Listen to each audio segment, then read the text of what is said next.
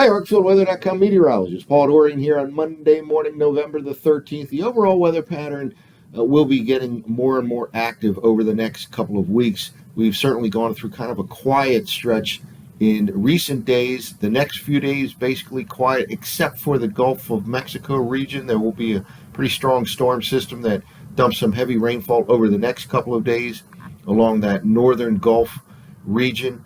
That storm system then pulls out into the western part of the Atlantic Ocean. Looks like a strong frontal system will slide south and east across the mid-Atlantic region, northeast U.S. at the end of the week, Friday, Saturday time frame, ushering in another cold air mass for the upcoming weekend, and certainly some signs for a big storm system of Great Lakes, northeastern part of the nation by the middle part of next week. We're talking Tuesday, Wednesday, Thursday time frame. Of course, Thursday of next week is Thanksgiving Day, so there'll be a lot of people traveling before that, so we'll have to focus in on that potential storm threat for the middle of next week over the next several days. Just wanted to start off here with the forecast map from last night's 06 GFS model run for next Wednesday night and compare it to the 0Z forecast map for next Wednesday night.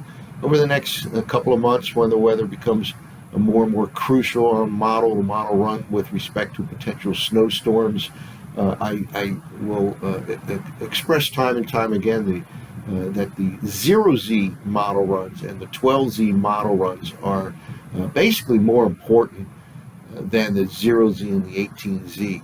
The reason is the 0Z and the 12Z runs have the very latest upper air data inputted into the model, and the upper air data is crucially important for the accuracy of a forecast model. In other words, the 6Z and the 18Z model runs have stale radiuson data, 6-hour-old radiuson data or upper air data. So in a lot of ways, the 0Z runs and the 12Z runs are the most important. Now, once in a while, you'll get a big change from 0Z to 6Z, let's say, and if that happens, it doesn't necessarily mean it's a wrong forecast. Just wait to see with the next run at 12Z to see if that trend is continues, if that big change continues. So again, this is an example here of a big difference between the 06Z run of last night and the 00Z run of last night using the GFS. And again, this is for next Wednesday night. Look at this. Just high pressure throughout the northeastern part of the nation here. Again, this is the forecast map for next Wednesday night. This is when it verifies. Next Wednesday evening at 7 p.m.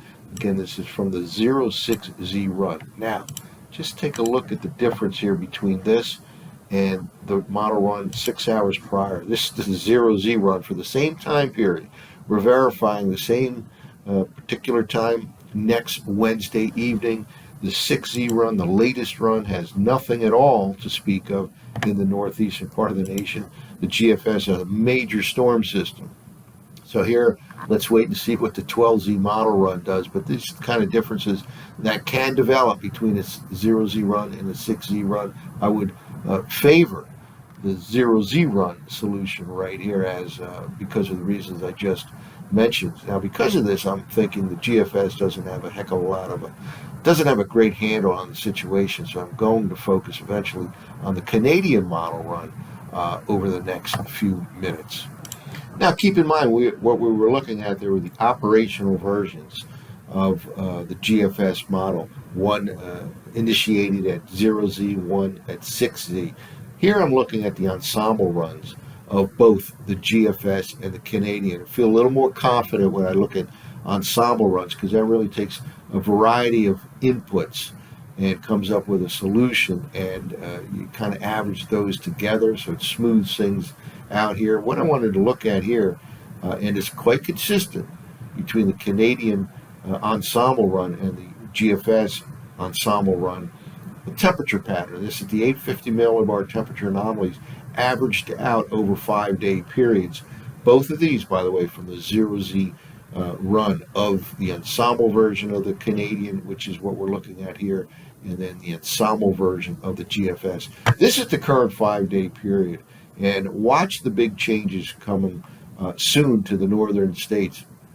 As we certainly have a warmer than normal period here over the current 5-day period, but watch what the Canadian Ensemble Run does as we progress through the month of November. Here we go now. Now we're looking at days 5 to 9. This is the time period November 17th to the 22nd, and it just starts to switch almost completely, flips over the next 9 to 13 days here from right now, and here we go all the way out to days 12 to 16. So again, we started off looking like this in the current 5-day period and end up looking like this. Quite a difference indeed as we progress towards the end of the month of November. This is just the next week to 2 weeks here.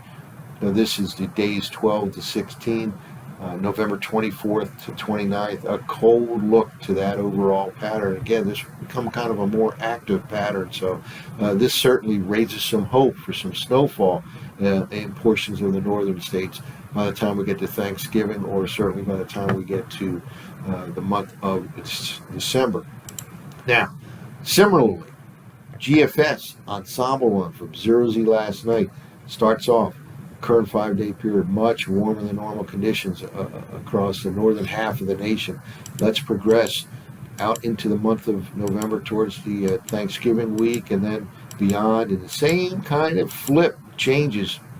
The flip occurs here with much colder than normal conditions on average. This is all the way out to days 12 to 16. Now we're looking at November 24th to the 29th. So similar to the Canadian Ensemble Run, we go from this on the GFS in the current 5-day period to this.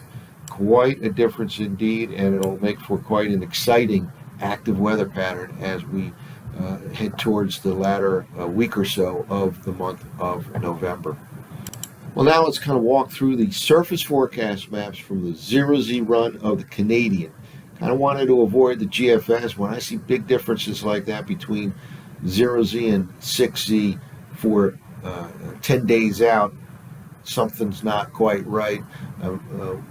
Maybe we'll go to the GFS if it becomes more consistent with itself over the next 12 to 24 hours or so. Here's the forecast map for this morning, Monday morning, November 13th. A lot of moisture down across the Gulf states, and this dumps some rainfall in the southern, the northern Gulf region here, and they've been pretty dry in recent weeks, as has much of the northeastern part of the nation. That slides slowly to the northeast here right now, all the way into Thursday, and high pressure still in control. Again, looks like a quiet stretch here, mid-Atlantic, northeast U.S., Monday, Tuesday, Wednesday, Thursday. Then we get a pretty strong frontal system. Here it starts showing up by the time we get to Friday morning, right in this region right here. That certainly can produce some showers in the mid-Atlantic, in the northeast U.S. If anything, the GFS might be underdoing that threat of rain at the end of the work week, or we're talking later Friday, Friday night, Saturday, and certainly there's a cold shot behind it. Cold air will filter into the mid-Atlantic, northeast U.S. during the upcoming weekend. Then we go out into the early part of next week. Here we are now, Sunday into the Monday time frame. Strong high pressure sets up initially early next week. We're talking a week from today over the northeastern states, but a lot of moisture feeding in from the south and colder air feeding in from the northwest, setting up a pretty good storm system by the time we get to next Tuesday or so. Again, the 0Z run of the GFS did indeed have a pretty big storm here in the mid-Atlantic region by the time we get to the middle part of next week. And this is the 0Z Canadian model run. A lot of flow out of the south along the east coast. By the time we get to next Tuesday, that'll pump in some mild air up along the Atlantic seaboard, and there's a lot of cold air behind this storm system dropping into the northern plains by the middle of next week. So we have the threat for windy, maybe rainy and mild conditions initially. By the time we get to the middle of next week, again, we're talking Tuesday, Wednesday time frame, and then on the heels of that, windy, colder, much colder air, maybe a Great Lakes snow event type of setup here by the time we get to Wednesday night and Thursday. This is still several days away, so more or less in the speculation phase here, but there is quite a cold shot here. This is all the way out to 10 days out from right now, next Wednesday evening. Certainly, a lot of cold air. Again, we mentioned this 540 thickness line kind of telling us how cold we are here, and it drops all the way down. Let's kind of take a look here at the 850 millibar temperature anomaly pattern at that same time, and indeed, quite a cold air mass showing up on the 0Z run of the Canadian model into the Mid-Atlantic region, into the Northeast U.S., the Great Lakes, the Upper Midwest by the time we get to next Wednesday night, Thursday time frame. So certainly a more active weather pattern now starting to set up across the nation. The next few days will be quiet except for the Gulf of Mexico region, where a strong storm system will dump some rainfall across that northern Gulf region. Then a strong frontal system moves in from the northwest or the southeast at the end of the work week. It slides through the Mid-Atlantic region, Northeast U.S., and then many signs point to a strong storm system by the middle part of next week, Tuesday, Wednesday, Thursday time frame, impacting the Great Lakes, the Midwest, the Mid-Atlantic, the Northeast U.S., and certainly we'll focus in on that over the next several days. That's it for now. For ArcfieldWeather.com, this has been meteorologist Paul Dorian.